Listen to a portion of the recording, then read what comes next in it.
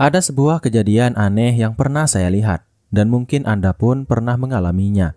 Seorang teman saya, usia 35, punya rumah kecil, pekerjaan tetap, bahkan sudah mulai mencicil mobil. Tiba-tiba memutuskan untuk menjual semuanya dan pindah ke desa. Bukan karena bangkrut, bukan karena masalah keluarga, tapi karena satu hal yang membuatnya sulit tidur setiap malam, yaitu dia takut dunia ini akan runtuh tahun 2030. Awalnya saya pikir itu berlebihan, tapi ketika saya mulai menyelami lebih dalam ketakutannya, saya menemukan sesuatu yang mengejutkan. Banyak orang secara diam-diam menyimpan keresahan serupa. Mereka mungkin tidak menyuarakannya, tapi dalam batin ada suara lirih yang terus bertanya, apa yang akan terjadi nanti? Apa dunia ini akan baik-baik saja? Dan suara itu semakin keras belakangan ini. Krisis energi, ketidakpastian ekonomi, kecerdasan buatan yang mengambil alih pekerjaan, konflik geopolitik, perubahan iklim, bahkan runtuhnya sistem sosial yang dulu kita anggap kokoh, semuanya seperti sinyal yang mengatakan bahwa sesuatu yang besar sedang menuju ke arah kita.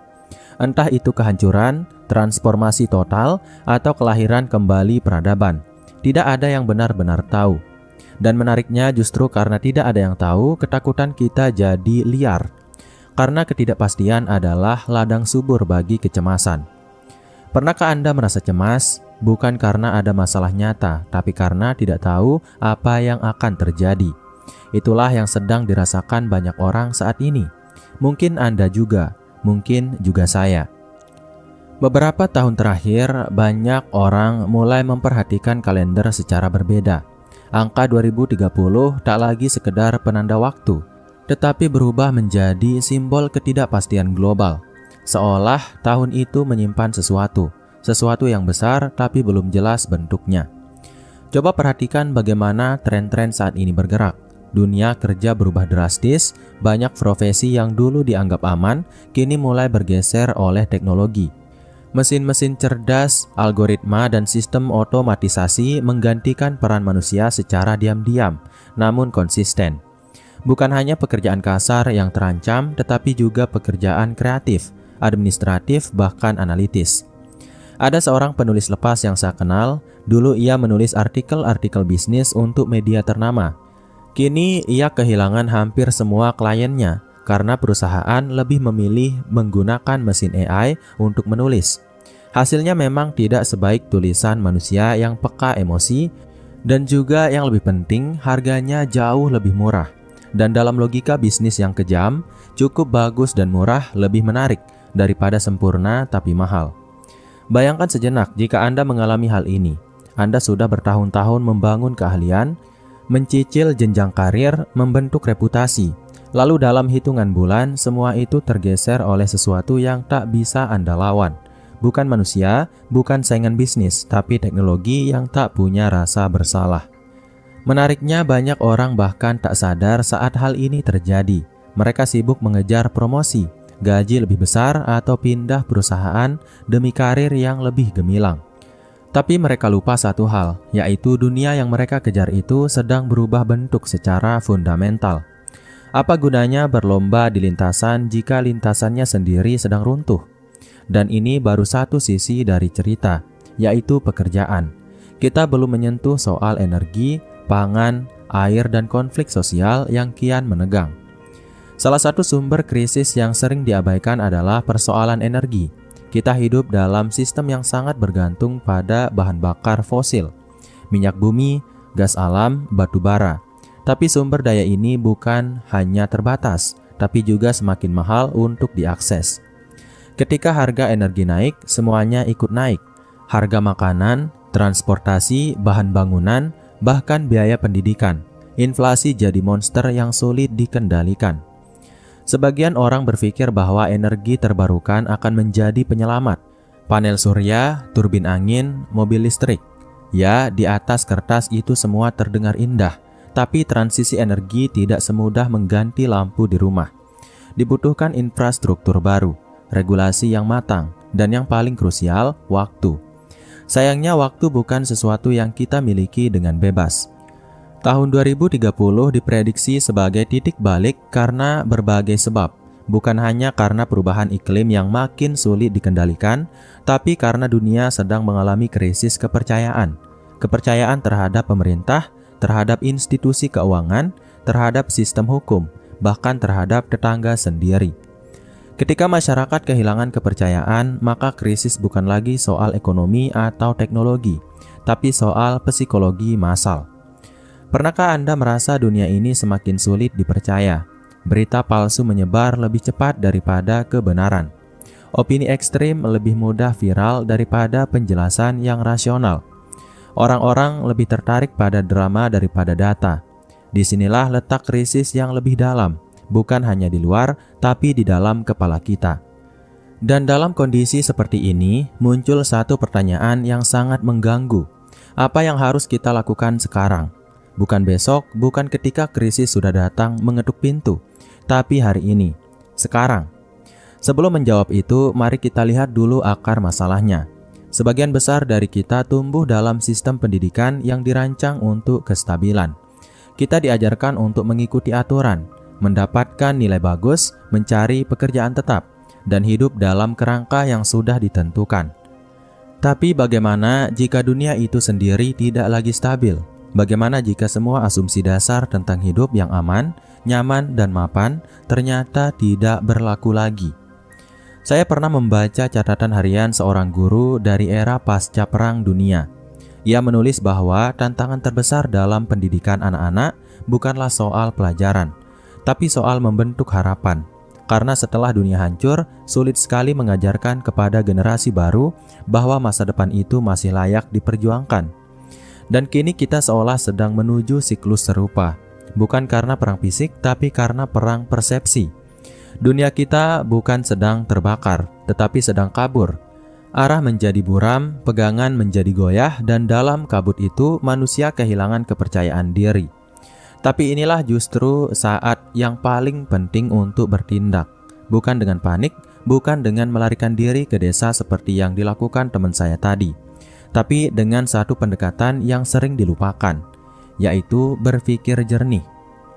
Berpikir jernih adalah tindakan yang radikal dalam dunia yang kacau, karena berpikir jernih berarti melawan histeria, melawan narasi instan, melawan ilusi bahwa semua harus cepat, semua harus sempurna, semua harus viral. Langkah pertama yang perlu kita lakukan adalah menyadari bahwa masa depan bukan sesuatu yang datang seperti banjir, tapi sesuatu yang kita bangun, batu demi batu, hari demi hari. Dan setiap keputusan kecil hari ini akan menjadi pondasi besar di masa depan. Contohnya sederhana, apa yang Anda makan hari ini akan mempengaruhi kesehatan Anda 5 tahun ke depan. Buku apa yang Anda baca hari ini akan mempengaruhi cara Anda memandang dunia 1 dekade mendatang. Dengan siapa Anda berbicara, apa yang Anda pelajari, apa yang Anda percayai, semuanya sedang membentuk masa depan yang Anda tuju. Apakah Anda sadar atau tidak? Jadi ketika kita bicara soal krisis 2030, sebenarnya kita sedang bicara soal bagaimana Anda merespons hari ini. Karena tahun 2030 tidak akan datang secara tiba-tiba seperti meteor yang jatuh dari langit. Ia akan datang perlahan, seperti musim hujan yang dimulai dari gerimis. Dan dalam setiap gerimis itu kita bisa memilih, berteduh dan menunggu, atau mulai menanam sesuatu. Banyak orang memilih untuk menunggu kejelasan, menunggu informasi pasti, menunggu kepastian dari pemerintah, perusahaan, atau tokoh yang mereka idolakan. Tapi orang-orang yang berhasil melewati krisis bukanlah mereka yang menunggu, melainkan mereka yang mempersiapkan diri. Persiapan bukan berarti membeli stok makanan atau menggali bunker. Persiapan sejati adalah membentuk karakter yang tangguh, karakter yang bisa berpikir jernih di tengah kepanikan, tetap waras di tengah kebingungan, dan tetap percaya bahwa perubahan bisa diarahkan. Saya mengenal seorang wanita paruhbaya yang memutuskan untuk kembali belajar di usia 50. Ia belajar tentang pertanian berkelanjutan, bukan karena ingin jadi petani, tapi karena ia melihat bahwa kemandirian pangan akan menjadi kekuatan besar di masa depan. Orang-orang menertawakannya, tapi ketika pandemi datang dan rantai pasok terganggu, ia menjadi tempat berguru bagi banyak orang. Apa yang dulu dianggap aneh kini menjadi inspirasi. Menariknya, ketika kita berbicara tentang persiapan menghadapi masa depan, banyak orang langsung membayangkan tumpukan uang, aset, atau bisnis. Dan memang ekonomi adalah bagian penting dari narasi ini. Tapi seringkali yang lebih menentukan bukanlah seberapa besar tabungan Anda, melainkan seberapa besar ketahanan psikologis Anda dalam menghadapi guncangan. Mari kita jujur sebentar. Saat Anda bangun tidur di pagi hari dan membaca berita tentang PHK massal, inflasi tinggi, atau konflik geopolitik, apa reaksi pertama Anda? Panik, mencari tahu lebih banyak, mencoba menenangkan diri, atau pura-pura tidak peduli? Reaksi itu mencerminkan sistem pertahanan psikologis Anda. Dan sistem ini yang tak terlihat tapi menentukan, akan menjadi penentu utama siapa yang mampu bertahan dan siapa yang tumbang dalam krisis. Ada sebuah kisah yang saya simpan dalam benak saya sejak lama. Seorang kakek di sebuah desa terpencil di Jepang pernah mengalami 3 bencana besar, yaitu perang, gempa bumi, dan krisis ekonomi. Tapi ia tidak pernah terlihat panik. Ketika ditanya mengapa ia tetap tenang, jawabannya sederhana. Karena saya tidak pernah berharap dunia akan berjalan sesuai keinginan saya, tapi saya percaya saya bisa selalu menyesuaikan diri. Ini adalah bentuk kebijaksanaan yang tak bisa dibeli, karena dalam dunia modern kita diajarkan untuk berharap banyak, tapi tidak diajarkan bagaimana menerima ketidakpastian. Kita dibanjiri dengan motivasi untuk sukses, tapi jarang diajarkan bagaimana menghadapi kegagalan dengan kepala tegak. Padahal masa depan tidak memihak kepada yang paling pintar, tapi kepada yang paling fleksibel. Siapa yang mampu membaca situasi, mengganti strategi, dan tetap menjaga akal sehatnya meski dunia seolah ambruk, dialah yang akan selamat. Banyak yang bertanya, apakah kita perlu belajar keterampilan baru untuk menghadapi tahun 2030? Tentu, tapi bukan hanya keterampilan teknis seperti coding, investasi, atau komunikasi digital. Yang jauh lebih penting adalah keterampilan eksistensial. Kemampuan untuk menahan diri, untuk berpikir jangka panjang, untuk tidak ikut arus panik, untuk tetap waras saat orang lain saling menerkam.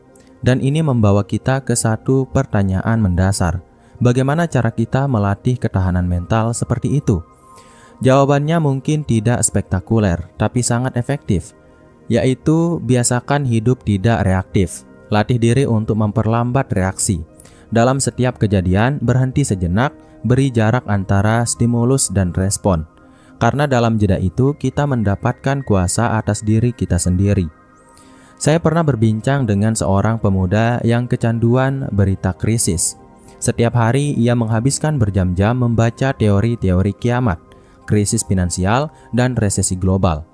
Ia pikir itu adalah bentuk kewaspadaan, tapi dalam kenyataannya ia hidup dalam ketakutan konstan.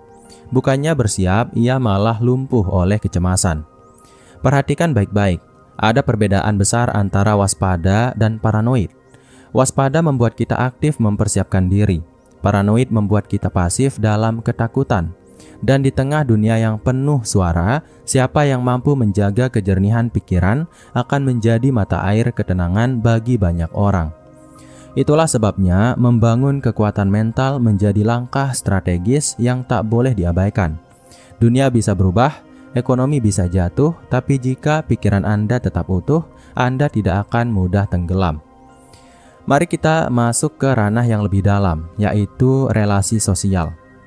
Krisis besar tidak hanya merobek sistem ekonomi, tapi juga sistem sosial. Ketika situasi menjadi sulit, banyak hubungan menjadi rapuh. Teman bisa jadi lawan, tetangga bisa jadi musuh. Bahkan keluarga bisa saling mencurigai. Karena dalam kondisi tekanan tinggi, yang muncul bukanlah versi terbaik dari manusia, tapi versi paling primitif, yaitu bertahan hidup, siapa cepat dia selamat. Itulah mengapa membangun relasi yang sehat dan saling menopang menjadi investasi jangka panjang yang nilainya melebihi emas. Saya ingin Anda merenungi sebentar. Siapa orang yang akan Anda hubungi jika dunia benar-benar kacau? Siapa yang Anda percaya untuk berbagi makanan, bertukar informasi, atau saling menjaga? Jika tidak ada, maka itulah tanda bahwa Anda belum cukup siap. Masyarakat kita sering dibentuk untuk saling bersaing, bukan saling menopang. Kita lebih fokus pada siapa yang lebih sukses, bukan siapa yang lebih bisa dipercaya. Tapi ketika krisis datang, yang menyelamatkan bukan kekayaan individu, tapi jaringan solidaritas. Di tengah pandemi, saya melihat contoh luar biasa dari seorang ibu rumah tangga biasa yang membentuk kelompok kecil dengan tetangganya untuk saling membantu, saling berbagi kebutuhan, saling menjaga anak, bahkan saling menghibur. Tidak ada teknologi canggih, tidak ada dana besar, hanya niat untuk tidak saling meninggalkan. Dan komunitas kecil itu bertahan jauh lebih baik daripada lingkungan elit yang sibuk saling menutup pintu. Inilah kekuatan sejati dari manusia, kemampuan untuk membentuk ikatan emosional yang melampaui krisis. Kita adalah makhluk sosial, dan dalam setiap krisis besar sepanjang sejarah, yang bertahan bukanlah mereka yang paling kuat secara fisik atau paling kaya secara materi, tapi mereka yang tidak sendirian. Itu sebabnya jika ada satu hal yang bisa Anda mulai hari ini, bukanlah membeli logam mulia atau membaca teori ekonomi rumit, tapi menjalin kembali hubungan yang bermakna. Telepon teman-teman lama, bicara baik-baik dengan orang yang pernah berselisih paham, saling membuka pintu dengan tetangga, karena krisis tak hanya meruntuhkan sistem, tapi juga menguji seberapa manusiawinya kita. Lalu mari kita bicara tentang makna. Apa yang akan membuat seseorang tetap bertahan ketika semua alasan untuk hidup tampak hilang? Dalam kem-kem konsentrasi di tengah kekejaman perang, atau dalam penjara yang dingin dan sepi, ada satu hal yang membedakan siapa yang bertahan dan siapa yang hancur, yaitu makna. Viktor Frankl, seorang psikiater yang selamat dari Holocaust, pernah menulis, "Orang yang punya alasan untuk hidup bisa menanggung hampir segala cara untuk bertahan, dan saya percaya itu sepenuhnya. Ketika dunia menjadi tidak pasti, kita membutuhkan alasan yang pasti, sesuatu yang melampaui logika pasar, angka-angka ekonomi, atau target-target hidup yang fana. Kita perlu punya sesuatu yang tak bisa dibeli, yaitu keyakinan bahwa hidup ini layak dijalani. Mungkin itu adalah keluarga, mungkin itu adalah kontribusi kepada komunitas, mungkin itu adalah panggilan spiritual, atau mungkin itu adalah perjuangan intelektual untuk memahami dunia ini dengan cara yang lebih jernih. Apapun itu, Anda harus menemukannya, karena tanpa makna, manusia akan mudah hancur, bahkan sebelum krisis menyentuh fisiknya. Krisis sudah menghancurkan jiwanya. Maka pertanyaan yang perlu Anda ajukan pada diri sendiri hari ini bukan hanya apa yang akan saya lakukan jika krisis terjadi, tapi juga untuk apa saya bertahan jika semua hal yang saya miliki hilang. Dan disitulah letak kekuatan sejati, bukan pada apa yang Anda miliki, tapi pada alasan Anda untuk tetap melangkah, bahkan saat semua jalan tampak gelap. Ada satu pola menarik yang saya amati dari banyak orang yang bertahan di tengah krisis. Mereka tidak pernah merasa sebagai korban, bukan karena hidup mereka mudah, tapi karena mereka memutuskan untuk menjadi subjek, bukan objek. Mereka mengubah posisi dari kena dampak menjadi membuat dampak, dan itu membuat perbedaan besar, bahkan ketika dunia di sekitar mereka tampak tidak masuk akal. Dalam psikologi, ini disebut sebagai internal locus of control, keyakinan bahwa meski Anda tidak bisa mengendalikan keadaan, Anda masih bisa mengendalikan cara Anda meresponnya. Sederhana, tapi sangat berdaya. Coba bayangkan seseorang yang kehilangan pekerjaannya karena disrupsi teknologi. Ia bisa saja menyerah, menyalahkan sistem, dan tenggelam dalam kemarahan. Tapi ia juga bisa memilih untuk belajar hal baru, membangun koneksi baru, atau bahkan mulai dari nol dengan semangat yang diperbarui. Pilihan itu, meski kecil, bisa memutar arah hidup sepenuhnya. Tapi untuk bisa memilih dengan jernih, kita butuh satu hal yang makin langka di era digital, yaitu keheningan. Dunia hari ini terlalu bising. Ponsel kita berbunyi setiap saat, notifikasi, berita, opini, kekhawatiran kolektif, semua menuntut perhatian. Dalam kebisingan ini, sulit sekali mendengar suara hati sendiri. Sulit sekali membedakan mana kebutuhan sejati dan mana sekedar impuls sementara. Pernahkah Anda merasa seperti terjebak dalam arus informasi, tapi tetap merasa kosong, seolah tahu banyak hal tapi tidak yakin apa yang harus dilakukan.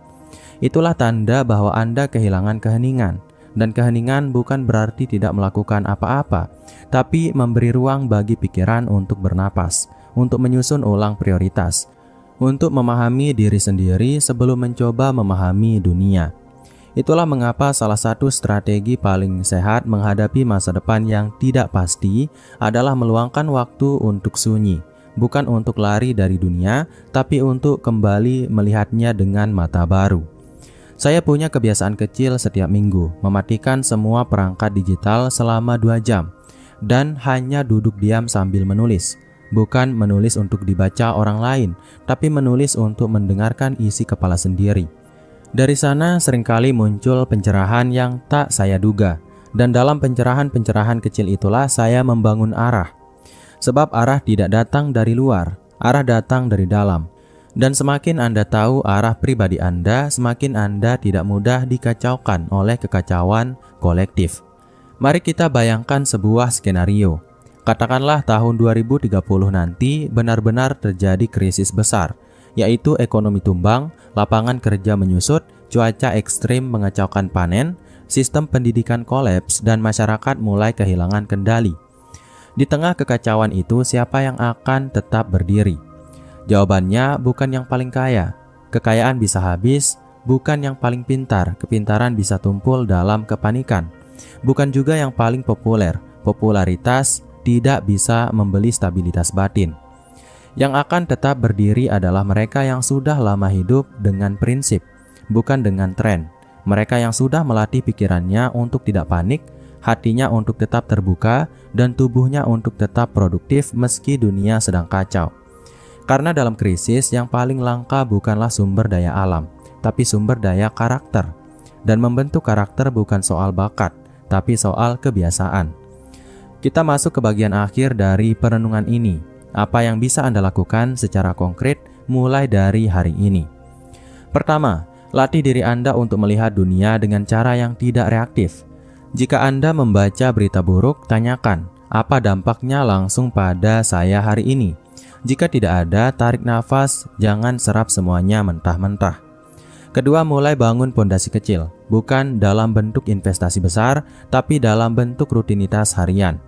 Disiplin tidur, pola makan bersih, membaca buku bermutu, merawat tubuh, menulis pikiran, membangun relasi yang jujur. Semua itu akan menjadi perisai saat badai datang. Ketiga, temukan makna pribadi. Jangan tunggu dunia memberi Anda alasan untuk hidup. Cari sendiri, entah itu keluarga, misi sosial, seni, ilmu pengetahuan, atau perjalanan spiritual. Apapun yang bisa membuat Anda tetap manusia ketika dunia menjadi mesin. Keempat, belajarlah terus. Tapi bukan hanya belajar untuk mengejar ketertinggalan, melainkan belajar untuk memahami landscape besar, belajar sejarah krisis, belajar psikologi manusia, belajar tentang pola, bukan hanya tentang tren. Karena siapa yang memahami pola akan lebih siap membaca arah. Dan kelima, mulai tanam sesuatu, bukan hanya secara harfiah, tapi simbolis. Tanam niat, tanam kebiasaan, tanam ketenangan. Karena jika Anda menanamnya sekarang, Anda akan menuai ketahanan di masa depan. Tahun 2030 bukanlah kiamat, tapi juga bukan pesta. Ia bisa menjadi bencana bagi yang tidak siap. Tapi ia juga bisa menjadi peluang besar bagi mereka yang membentuk diri mereka mulai hari ini. Akhirnya hidup bukan soal menebak masa depan, tapi soal mempersiapkan diri untuk tetap tegak apapun yang terjadi. Dan dalam dunia yang penuh ketidakpastian, ketegakan Anda yang sederhana, sunyi dan tak terlihat bisa menjadi mercusuar bagi banyak orang. Jadi jangan panik, tapi juga jangan lengah. Lakukan ini sekarang, berpikir jernih, hidup sadar, bangun karakter, bentuk jaringan, temukan makna, dan jalani hidup dengan penuh kehadiran. Karena krisis seberapapun besarnya tidak akan mampu mengalahkan manusia yang tahu untuk apa dia bertahan. Dan mungkin itu dulu untuk video kali ini. Semoga video ini bermanfaat. Sekian, wassalam.